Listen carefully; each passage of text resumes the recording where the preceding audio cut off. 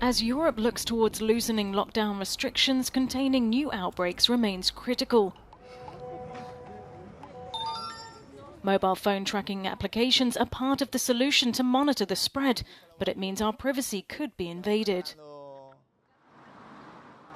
We need to be very clear on whether we want this and whether it is acceptable or not. There is a lack of respect for fundamental rights on the side of the EU Commission, and I think they need to get their act together and stand up for our rights, because there is no contradiction between effectively addressing this crisis and respecting fundamental rights. To address all these concerns, the European Commission has unveiled coronavirus app tracking guidelines. Yes, good morning. It's fundamental that the installation and the use of an app is voluntary. We want to ensure citizens that they can trust in these apps, that they respect security, privacy, data protection, that they're effective, so that people use them because it's voluntary. Privacy concerns have been front and centre in the debates over containing future outbreaks. Privacy professionals look to previous examples of government data collection.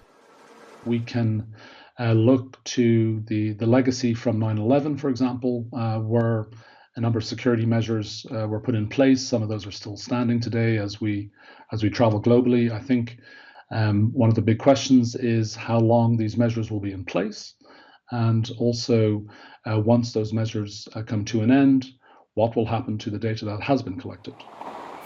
To answer the challenge of protecting health and privacy, scientists, tech and other experts have created the pan-European privacy-preserving proximity tracing. It's a tool that provides standards, technology and services to countries and app developers. We don't need to use geolocation. We don't need to use your phone number. We don't need to use your address or any of that. All we do is proximity tracing, meaning that we need to understand how close have you been to someone else for how long.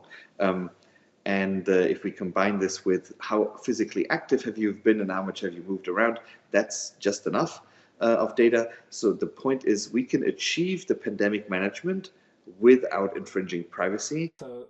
According to the EU's guidance, all data must be anonymised and storage time limited in order to avoid trespassing in our private lives.